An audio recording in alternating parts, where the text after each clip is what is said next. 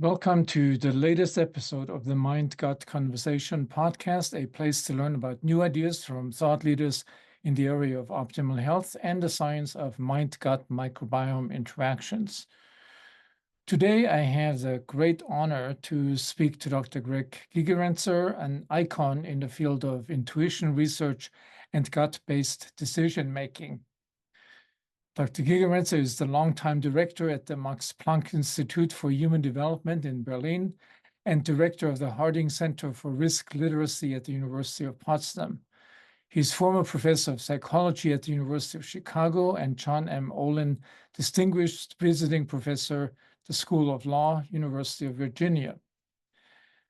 Dr. Gigerenzer is a member of the Berlin-Brandenburg Academy of Sciences, the German Academy of Sciences, and honorary member of the American Academy of Arts and Sciences and American Philosophical Society. Dr. Gigerenzer was awarded honorary doctorates from the University of Basel, the Open University of the Netherlands, and the University of Southampton. He has received several prestigious awards and is the author of the award-winning popular books Calculated Risks, Gut Feelings, Risk Savvy, and How to Stay Smart in a Smart World, which have been translated into more than 20 languages. He has trained U.S. federal judges, physicians, and top managers in decision-making.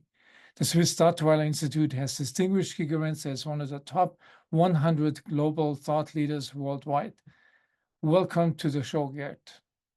Okay, so it's a real pleasure talking to you today. I've been looking forward to this conversation for some time after reading your books, and I can't wait to hear some of your comments, particularly about the kind of ideas that I had writing my book, Coming from the Gut. So anyway, let's start with one question that has really intrigued me. So when I wrote my book and this chapter 7 on gut feelings, I paid a lot of attention to this term gut feelings and gut-based decisions. And it seemed there's not a day that goes by without some prominent individual, politician, professional athlete, Hollywood celebrity, using this expression, gut feelings or gut-based decision. And it seems everybody knows intuitively what that means, but I think very few people know what the gut has to do with this. I mean, it doesn't seem like something obvious. Do you want to comment on this? I mean, you have your own very detailed view and supported by many psychological tests. And but what's your opinion on this on this nomenclature? Yeah. So intuition or gut feeling is a form of unconscious intelligence. So it is, I define it by 3 properties. First, so it's a feeling that is based first on years of experience with a subject matter. Second, what one should do or not do is quickly in consciousness. And third, one cannot explain it. So why one has this feeling. Mm-hmm. Mm-hmm. So intuition is not a sixth sense or God's voice, and also not something that only women have. Mm-hmm. So everyone who has experience with a topic will have some intuition, at least if the person has open eyes. Mm-hmm. So there's a couple of things that you mentioned in your last sentence. So one is, so a lot of experience. So would, for example, and I've started asking questions to people, are professional athletes or rock climbers or artists who have a lot of experience, trained, for years in a particular area, but then ultimately they need to make the decisions instantaneously. So a climber can't take hours to make a a rational decision. So is this consistent with your view? We accumulate a database somewhere and we Right. can access. That is correct. So here are a few examples. A physician who has seen a patient for years, and today the physician feels that something is wrong with the patient, but cannot explain it. That's an example of intuition. It fulfills all three criteria. The physician has years of experience, and also with that patient. And there is this feeling there, something is not right today, but the physician can't explain it. The example also shows that intuition and deliberate thinking are not opposites or even enemies, because then in my example, the physician would go on and do diagnostics. So use conscious reason, but the intuition gives the impulse for that.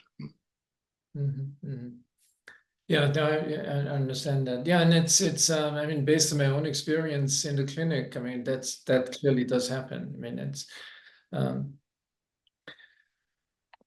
you also use this term, the intelligence of the unconscious. So this kind of assumes there's some place. I mean, the unconscious is obviously not a free-floating entity. Is it somewhere in a part of our brain or in a network within our brain stored? How do you view this? I mean, you know, I think we've learned a lot about the brain since Freud and Jung. We know, I mean, still scratching on the surface, quite honestly, as far as I'm concerned. But we know certain brain circuits that play a role in memory formation, hippocampus, and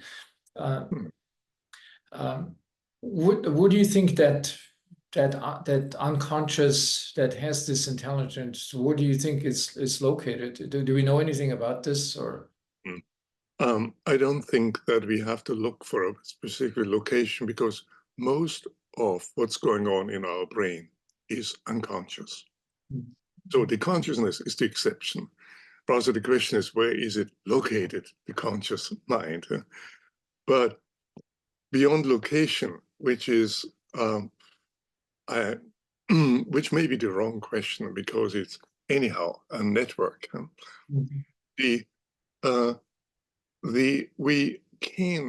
What we know is that we can learn intuition in two different ways.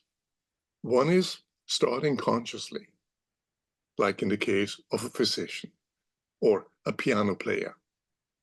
And when after years, music then starts when the player doesn't know what the fingers are doing. And that happens with many in sports, in music, in the arts, but also in the sciences. And the second way to learn intuition is without any deliberate first phase. So when I worked with the policemen at the Los Angeles International Airport, so they develop an intuition about who could be a drug courier. So someone who comes in with a bag with thousands of dollars and then leaves a few hours later with drugs. And when I asked them, how do you do this? They said, I can't explain it. I just feel it. There is something wrong with that person over there. And for instance, one of the police officers explained me how he learned that feeling. Never by pointing out certain cues, but he was walking through the airport for years with an experienced colleague. And the colleague said to him, Dan, do you see this man over there? And at the beginning, Dan, that's the policeman, saw a dozen of men. and only slowly he learned to see. But he never knew consciously what he's looking for. Yeah, that's a really interesting definition, that you don't know where it comes from. Yeah, because a lot of people that I've talked to, just to try to get this clue about how they make decisions, they don't know. And it's an interesting phenomenon where someone is much better than anyone else in doing a task, but cannot explain it. So they do often have some kind of idea. And for instance, the policeman, Dean Horan, told me, look, I'm looking for someone who's looking for me. So the drug courier is, of course, looking for out, is there a policeman there? But that's about the level.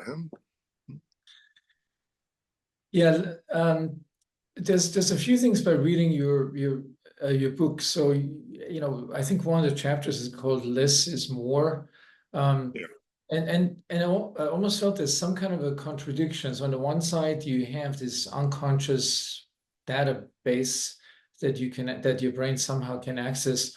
On the other hand, which is vast amounts of data, and on the other hand, you say that you make this decision based just on a few, very limited number of cues. So how does that correlate with each other?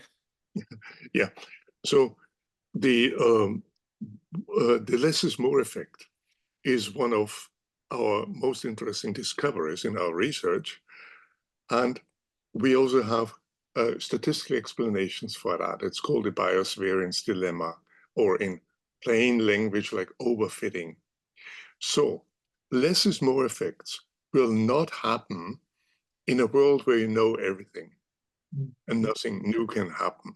Yeah. So it's like if you play roulette, you don't need intuition. No.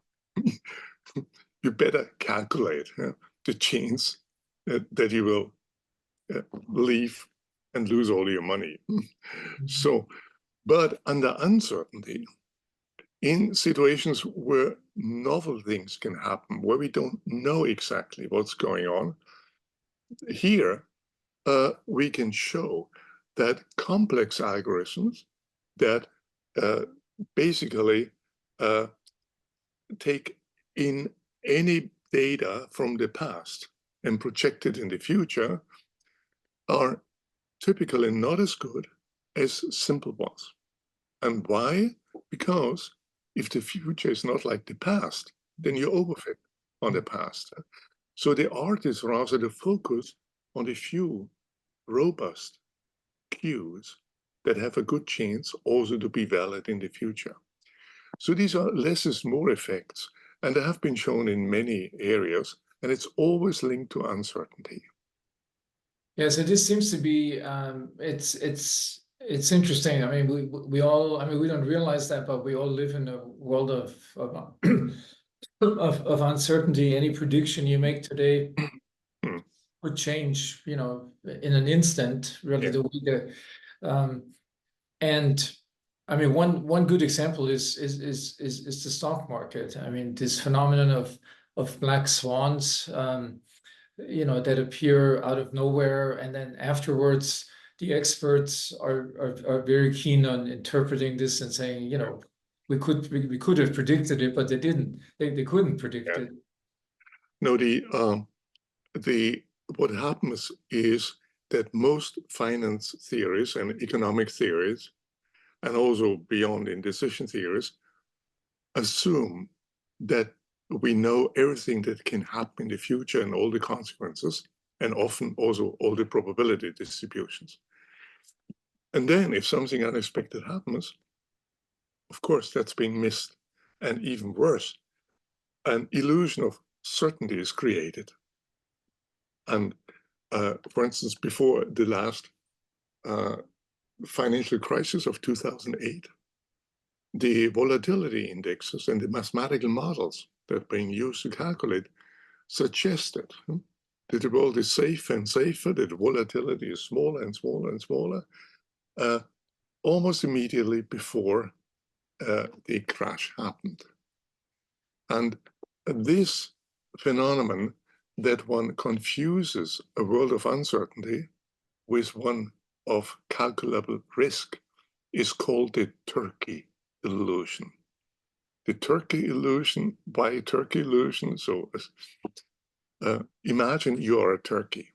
It's the first day of your life, and a man comes in and asks, and you fear he will kill me, but he feeds you.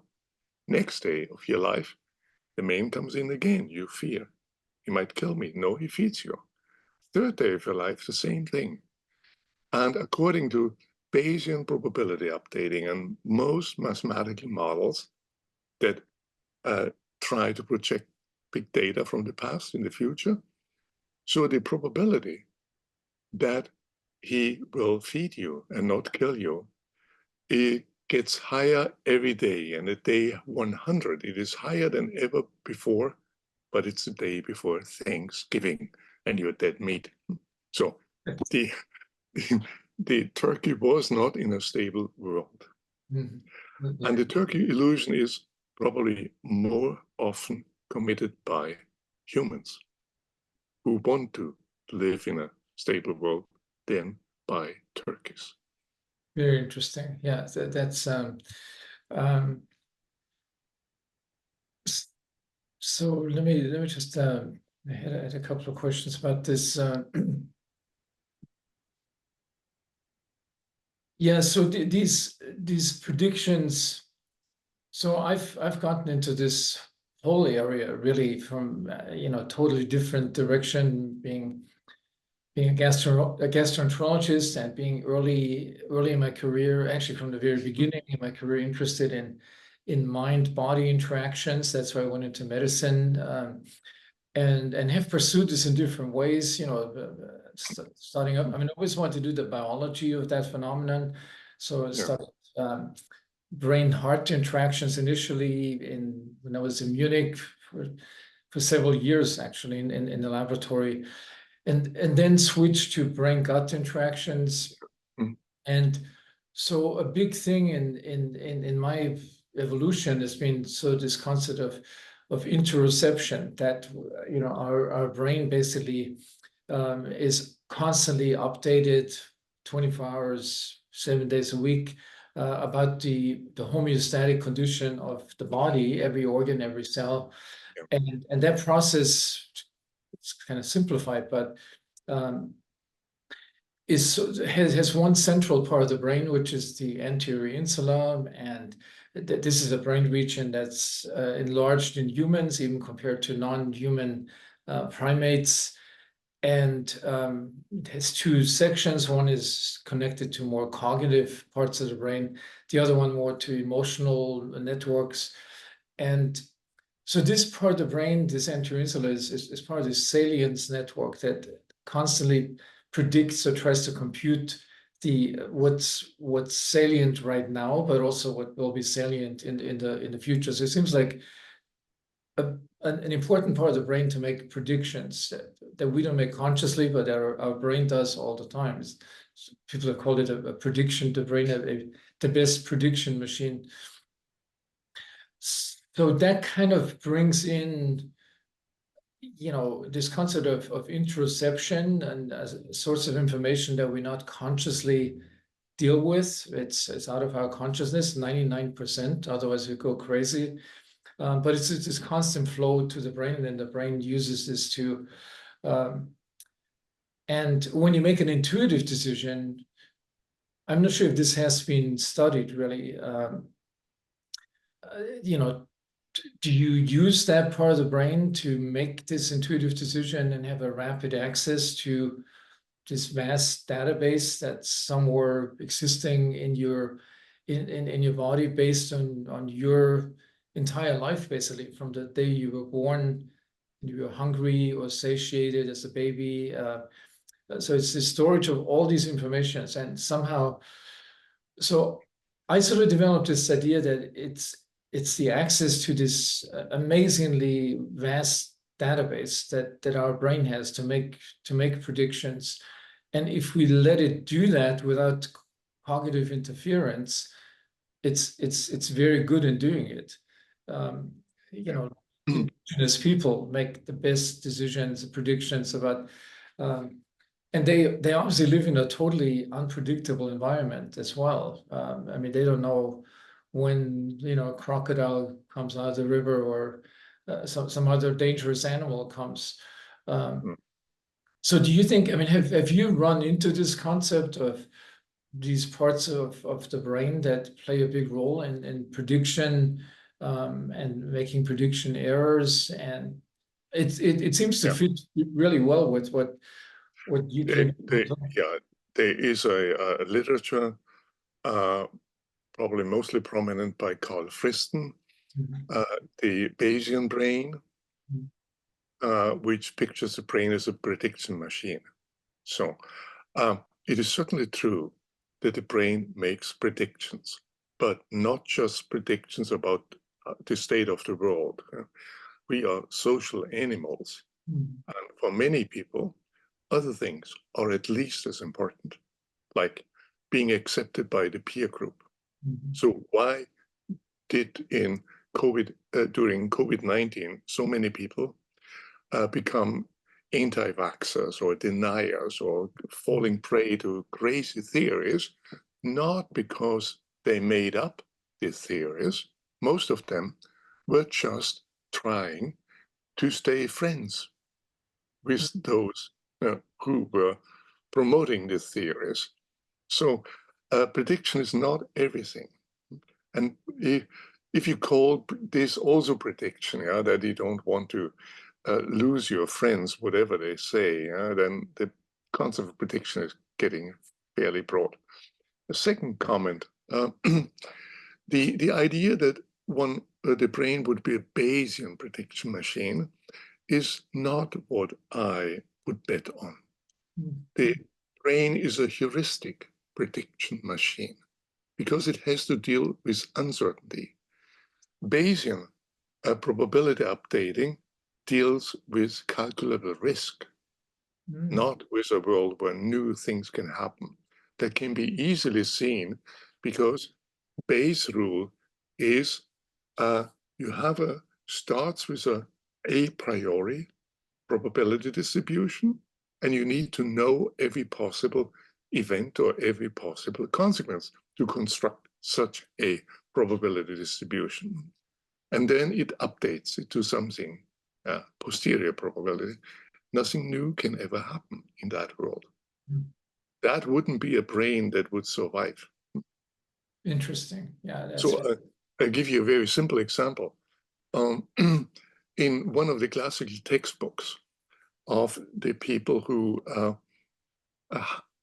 look down at intuition and think that everything can be calculated by Bayesian statistics, that the story was that, okay, you want to buy either a Volvo or a Saab, and you have a consumer reports, and the consumer reports that out of 100 Volvos, only one broke down, but with the Saabs it was something like 10. And just yesterday, your neighbor told you that his new Volvo broke down. What do? And the argument was, you should just update from 1 in 100 to 2 in 100, and it's still better than the alternative. And that may be right, because that's probably a stable world. And although it could be that the new Volvo came from a new plant where they produce more lemons, but let this aside. But now change the situation into something where new events happen. So assume you're on vacation with your family and you make a decision whether you let your boy climb tree or swim in the river. And you have the same data. So out of 100 times that the children were swimming in the river, only one accident happened, and climbing trees, it was 10. Just now, your neighbor told you that his child was attacked in the river by a crocodile. What do? Do you probability update and say, okay, there was one accident in 100, now we have 2 in 100 in the river, as opposed to 10 on the tree, so I sent my child in the river. Probably no parent would do. So Bayesian probability updating, no, that's by itself not a recipe for smartness. You need to have a judgment whether the assumptions apply to the situation. And this is a judgment that can be partially intuitive, they can be partially deliberate. But what I argue here is Bayes' rule solves some problems if you are having to do something which is stable, but outside, it could be fatal. And a brain who is a Bayesian, and only a Bayesian, would not survive. This is why I talk of the adaptive toolbox. There is a number of heuristics that people use. One could be you imitate your neighbor, and who doesn't send the children anymore, and be just cautious. Or if you think about the situation, there might be now a crocodile family in the river, and you don't do probability updating. So the study of heuristics is probably one of the most interesting ways to think about decision-making, about how humans get along with uncertainty. And heuristics can be used intuitively, so people can't explain how they do it, like imitation, or also deliberately. And this is some of the research that I find really fascinating. Yeah, no, that is amazing. I mean, that sort of brings me to another question that you address in your books. This is the whole thing about AI. So we're obviously all fascinated by the speed that we can get now information, and even answering questions, complex questions. So is AI using a Bayesian model of or is it a heuristic, or neither one of those? It's a totally different. Neither one. So what we call today AI, as opposed to what Herbert Simon called AI, is systems that are deep artificial neural networks. And these are correlation machines. They basically do associations. Edited a bit, yeah, but it's basically a correlation table, what I use. This is not Bayesian. You couldn't do Bayesian in these complex real-world problems where AI is. That's and it is also different from heuristics because the distinction between risk and uncertainty, so a stable world and a volatile world, also applies. AI is best in situations which are well-defined and nothing new happens. And the big successes were in chess, in Go, in games, which are well-defined, in industry applications where nothing happens. And even large language models have a body of words where basically nothing new happens. Where AI does not do well are situations where surprises happen. I give you a classic example. The Google engineers wanted to predict the spread of the flu. And they built a big data algorithm called Google Flu Trends that ran for 8 years and was terminated in 2015, which tried to predict the flu-related doctor visits in all regions of the US or in other countries from the search terms that people put in. And it was called Nowcast because one wanted to predict what's happening now. And that would have been a great idea hadn't they overlooked that the flu virus is not very stable, behaves in surprising ways, and doesn't create a stable world. And for instance, when the swine flu happened, that was a surprise, and it happened out of the season in the summer, while the big data algorithm had learned that the flu is high in the winter and low in the summer, so it under-predicted the swine flu, and the algorithm had to be updated. So these are the situations where these complex big data algorithms don't work.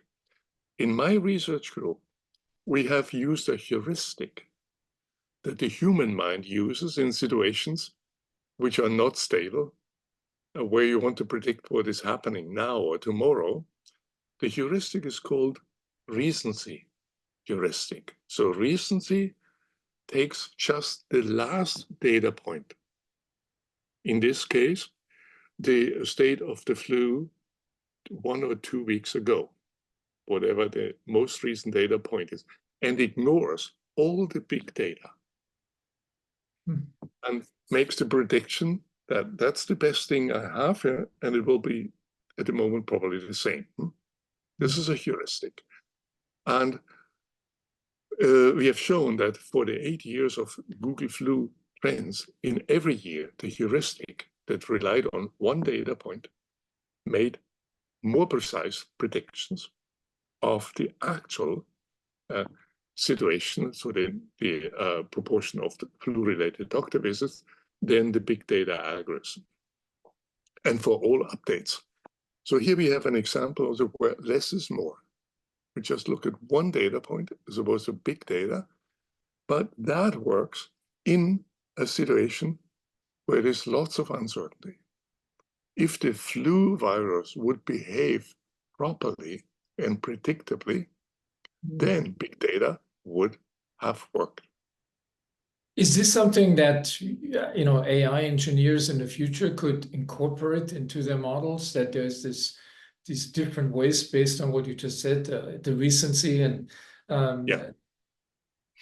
I call this psychological AI. So the idea that you can improve the predictions of AI by building in heuristics, so simple rules that humans use in this situation.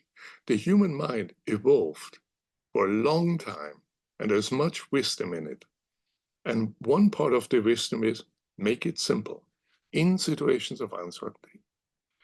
The heuristics will not help much AI in stable situations, like for playing chess or playing Go. Yeah. I mean, this is really, for somebody who hasn't really thought about this is sort of really a mind opener. I mean, like you would never think normally,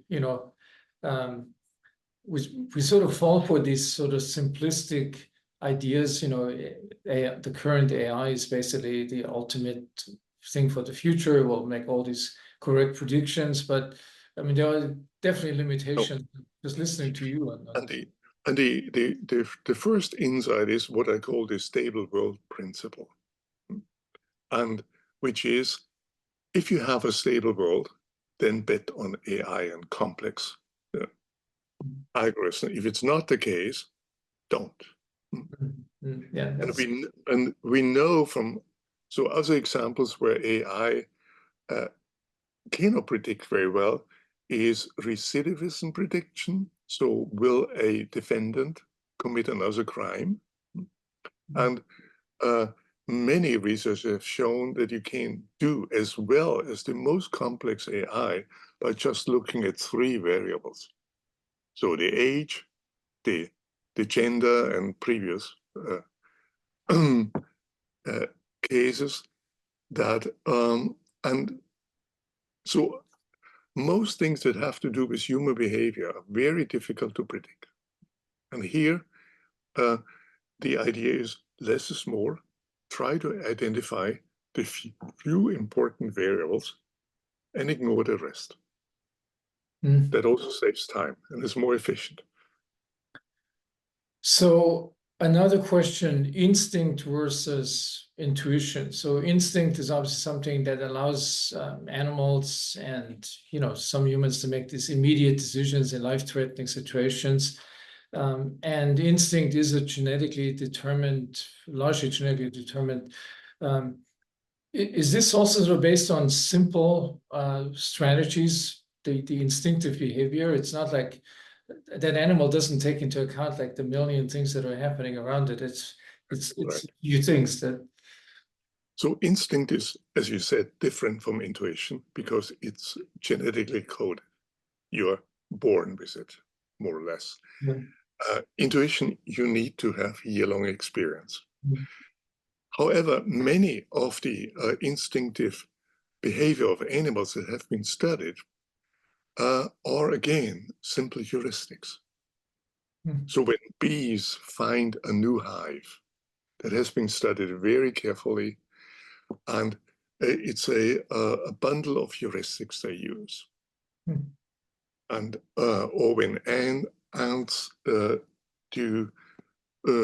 to find out whether that would be a position where to put a new nest, they use heuristics in order to calculate how is it big enough and also not too big.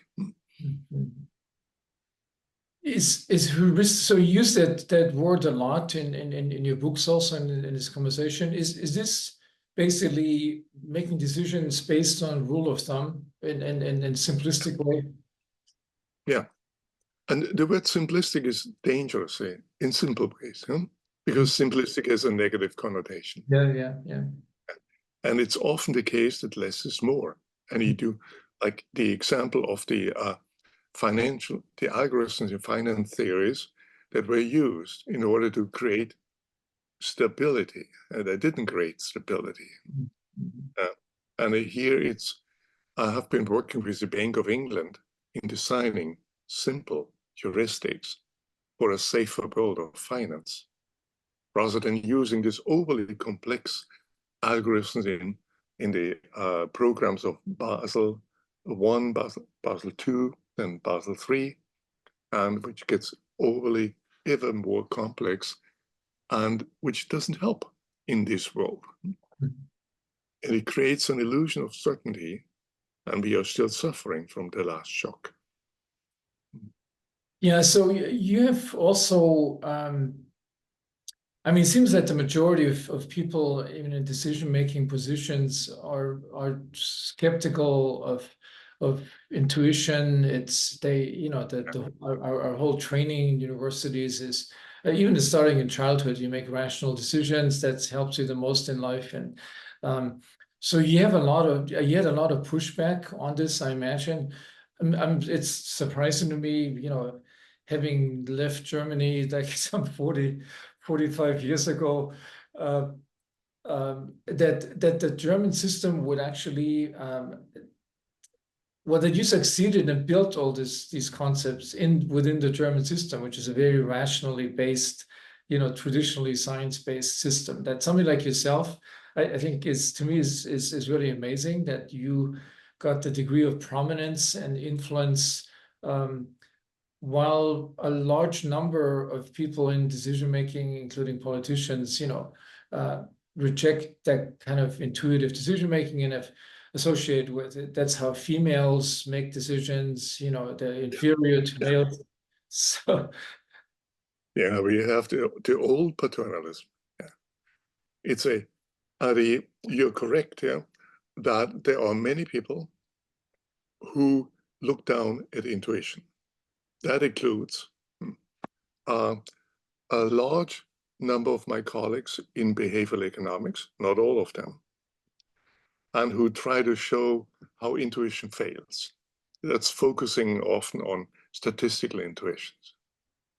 And on the other hand, there are quite a number of scientists who highly esteem intuition, not to speak of the arts or chess players.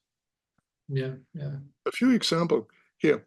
The Judith Polya is probably the best female chess player. Magnus Carlsen, male chess champion. Both of them emphasize that their breakthrough comes through intuitive play.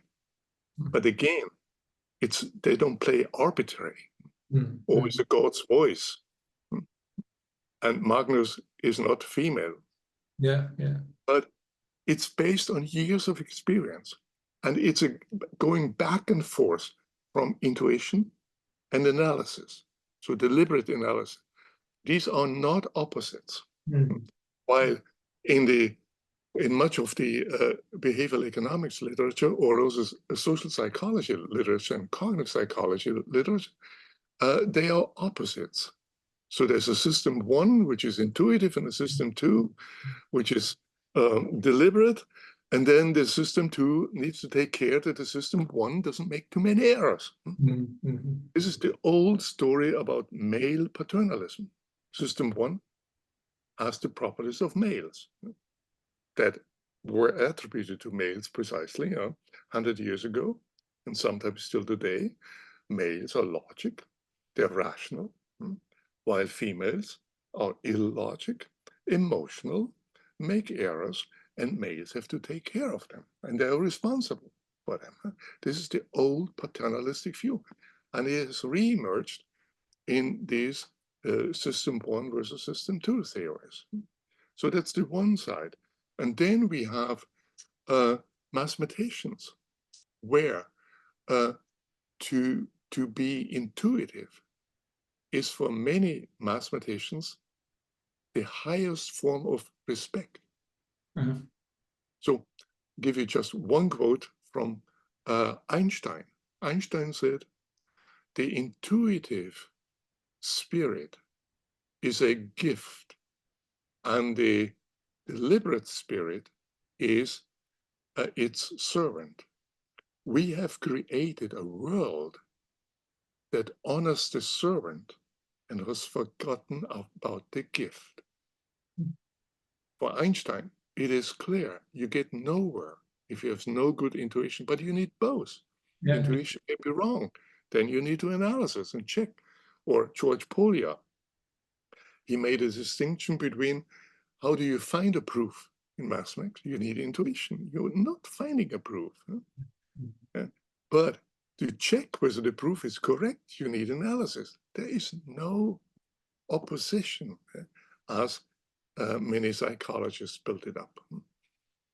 So we have a split world where there are those who take intuition for indispensable, like me, and then there are those who think that you can make every decision by applying probability theory.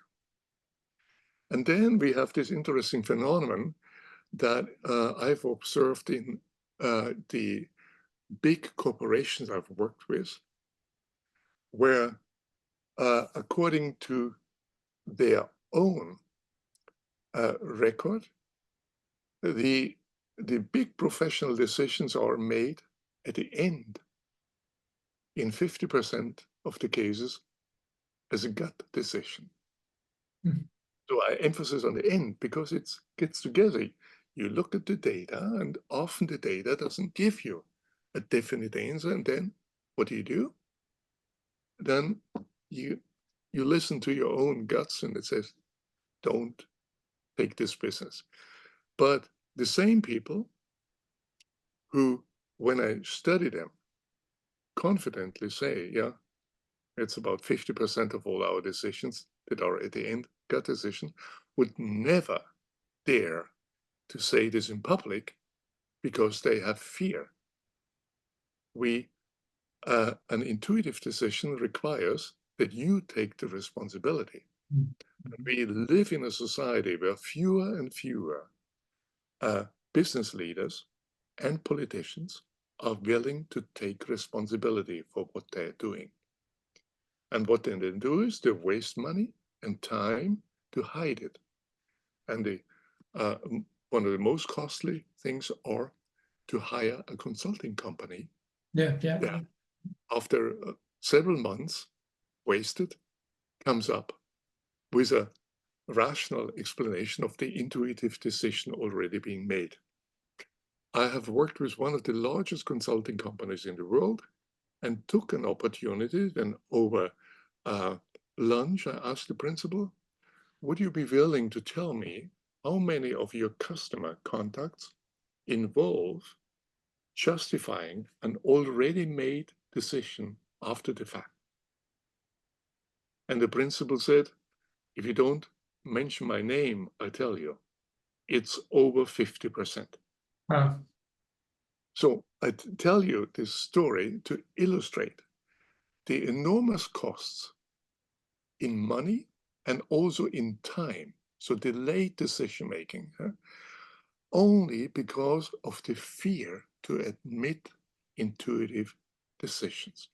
We live in an unhealthy world where we don't stand up for good decisions, whether they're intuitive or deliberate, but rather hide intuitive decisions. That's really a fascinating explanation. What's happening?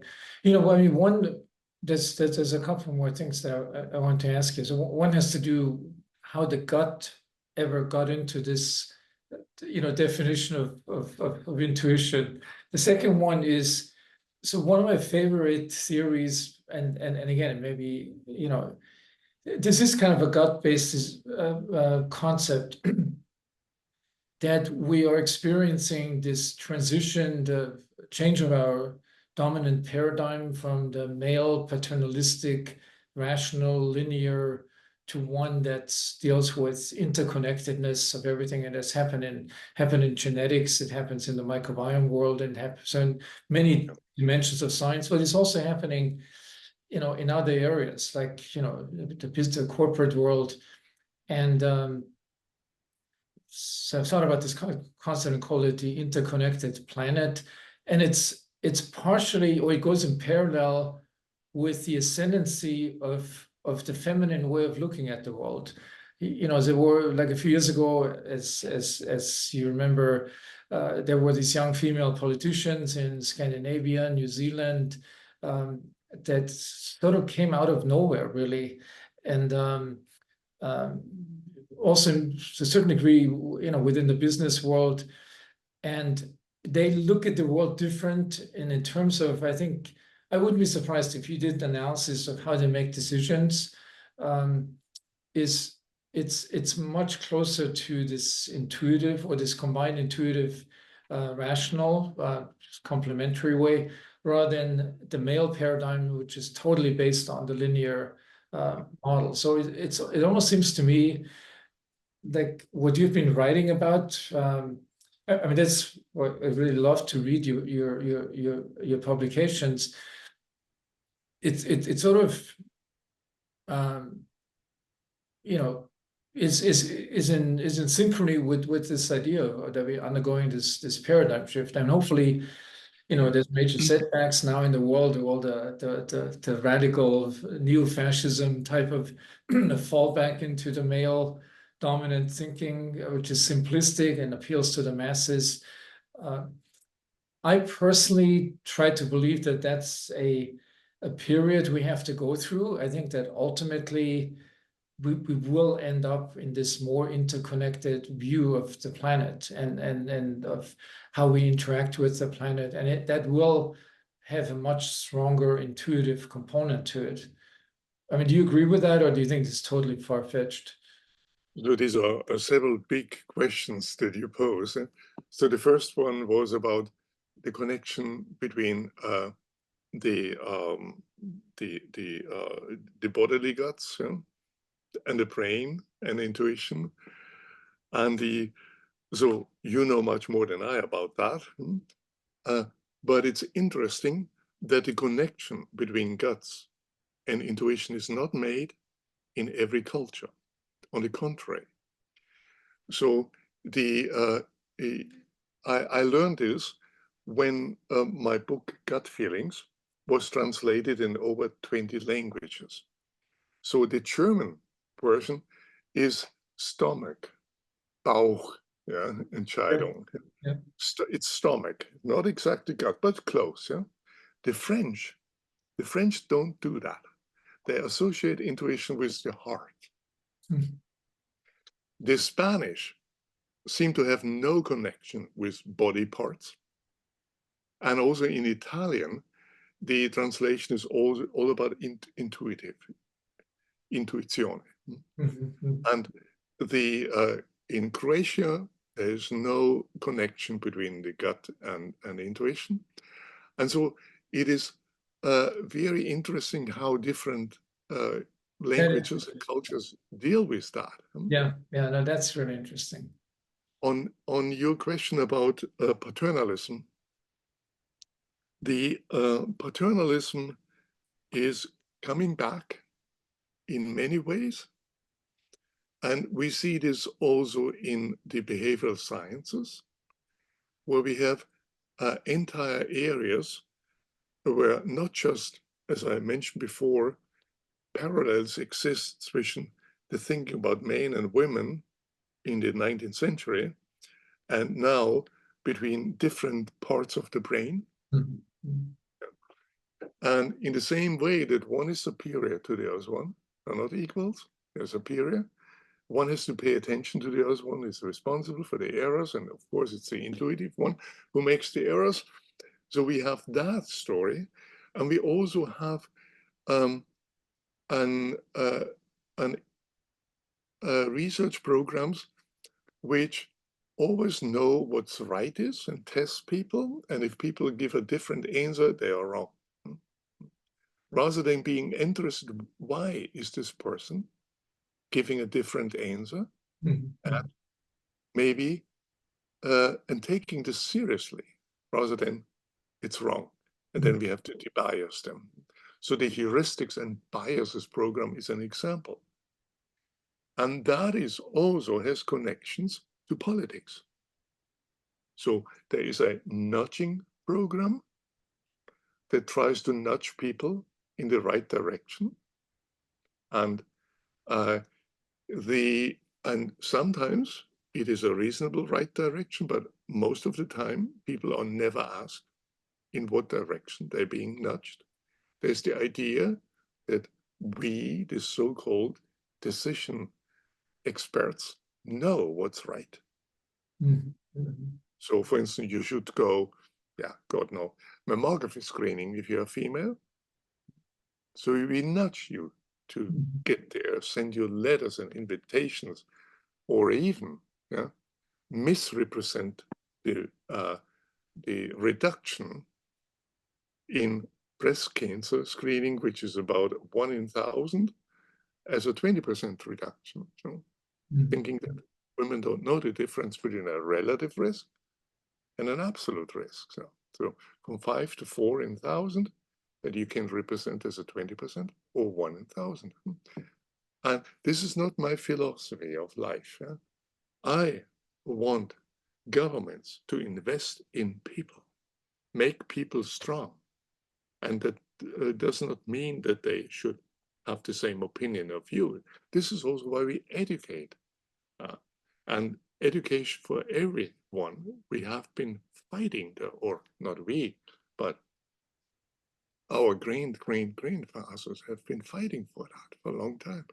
And now we need to fight the new paternalism, which is not only in this area, but is also coming in by argument that algorithms and AI would know everything better. And you should surrender. And there are books like from Yuval Harari who give this message that we are somehow dumb, or we are somehow just primitive algorithms.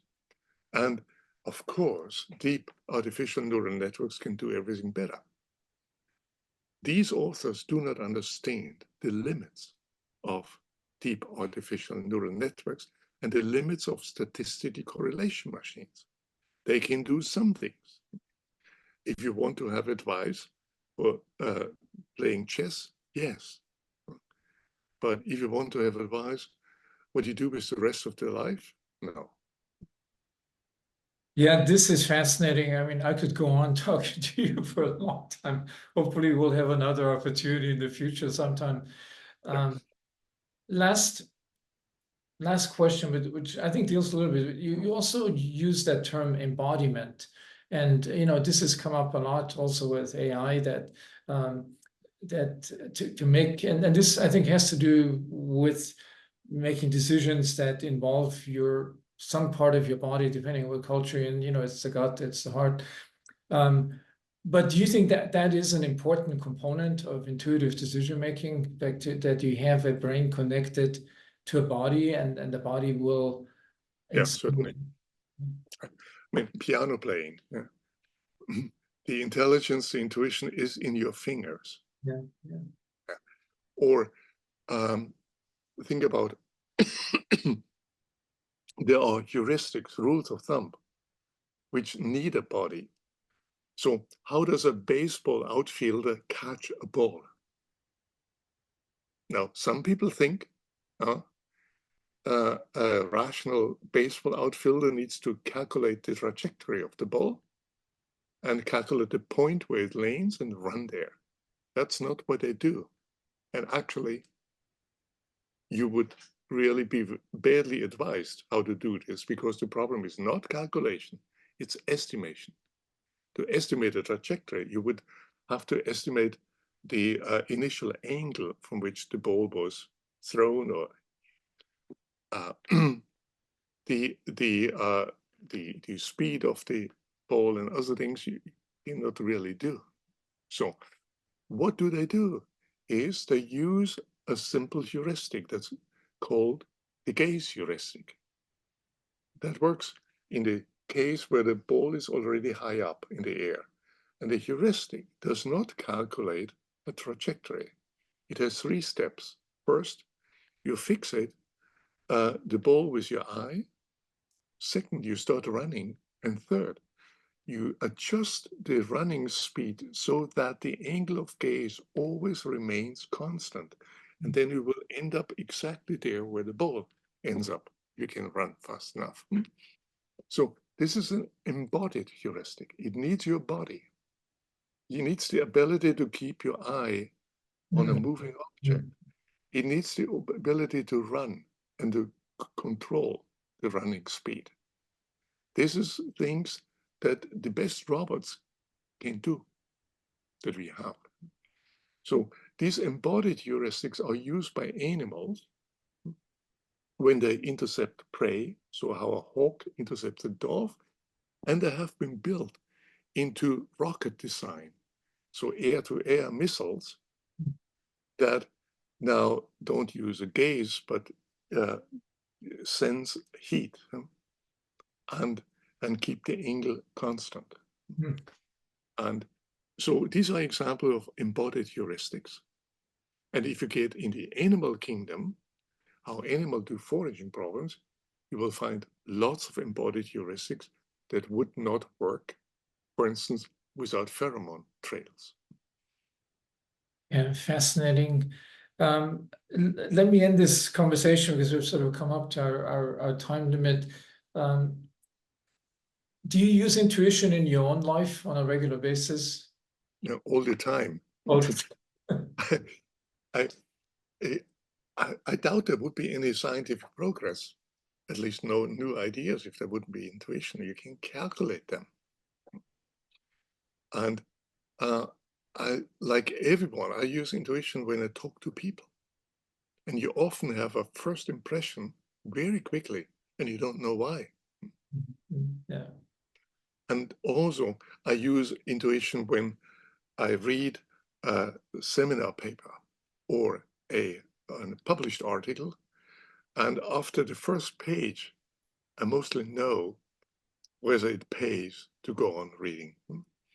Yeah. But I not consciously always know what it is, but then I can think about it and may work it out. Okay, well, Professor Gigerenzer, it was an absolute pleasure to talk to you. And as I said, I hope we'll have additional opportunities in the future to continue this conversation. There's still lots of questions that I have from coming from the biological side, you know, and how it matches onto these concepts that you have elaborated in such great detail over your career.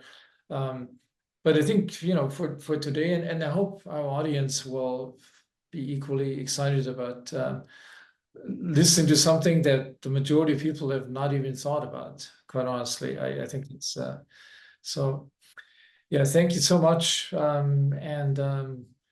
Looking forward to talk to you again.